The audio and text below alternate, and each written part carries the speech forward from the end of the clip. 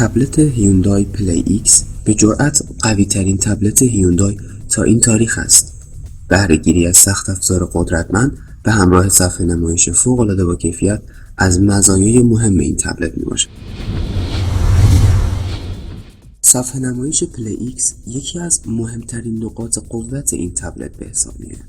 صفحه نمایش رتینا با رزولوشن 2048 در 1536 پیکسل و با بهره‌گیری از تکنولوژی IPS و امکان لمس همزمان 10 نقطه تصاویری خیره کننده جهت نمایش فراهم می‌نماید.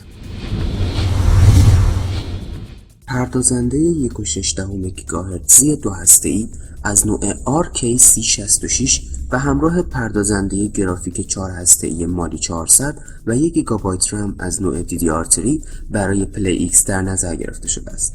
این تبلت در دو ورژن 16 و 32 گیگابایتی وارد بازار می شود.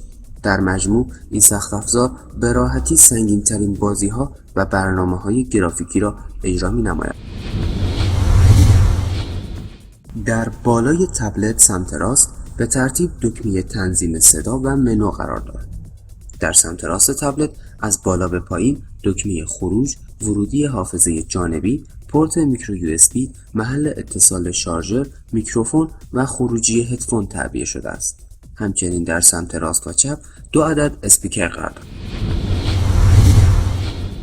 بلوتوث و وای فای جهت ارتباط بیسیم این تبلت در نظر گرفته شده است.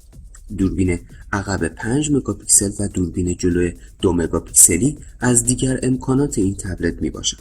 سیستم عامل اندروید نسخه 4.1 یا همان جیلی بین برای سیستم عامل این تبلت در نظر گرفته شده و همچنین باتری 10,000 میلی آمپری این تبلت به طور کامل خیال کاربر را از نظر شارژ دهی راحت کرده است.